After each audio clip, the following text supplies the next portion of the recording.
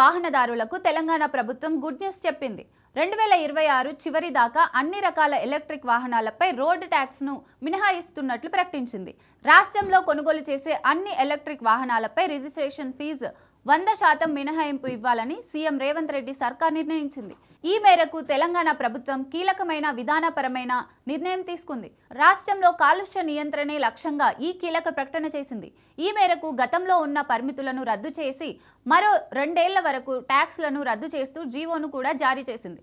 దీంతో ఎలక్ట్రిక్ ద్విచక్ర వాహనాలు, కార్లు, టాక్సీలు, క్యాబ్లు, ఆటో రిక్షాలు, తేలికపాటి రవాణా వాహనాలు, బస్సుల కొనుగోలు చేసే వారికి భారీ ఉపశమనం లభిస్తోంది. రాష్ట్రంలో కొనుగోలు చేసిన ఎలక్ట్రిక్ ట్రాక్టర్కి కూడా ఈ ఆఫర్ వర్తిస్తోంది. సోమవారం నుంచి రాష్ట్రంలో నూతన ఈవీ పాలసీని అమలు చేయడంపై తెలంగాణ రవాణా శాఖ మంత్రి పొన్నం ప్రభాకర్ ఆదివారం మీడియాతో మాట్లాడారు.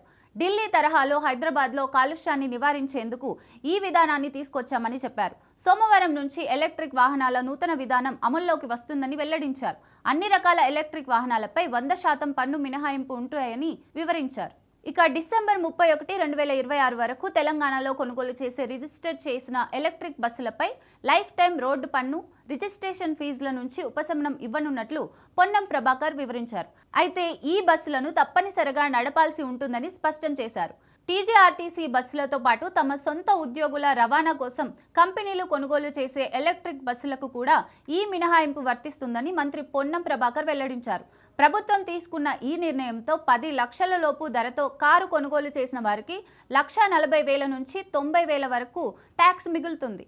ఇక బైక్లు, కార్లకు రిజిస్ట్రేషన్ ఫీజు రూపంలో 1,500 నుంచి 2,000 వరకు మిగులుతుంది. కాగా ఎలక్ట్రిక్ వాహనాలతో శబ్ద, వాయు కాలుష్యాలు కూడా తగ్గుతాయి.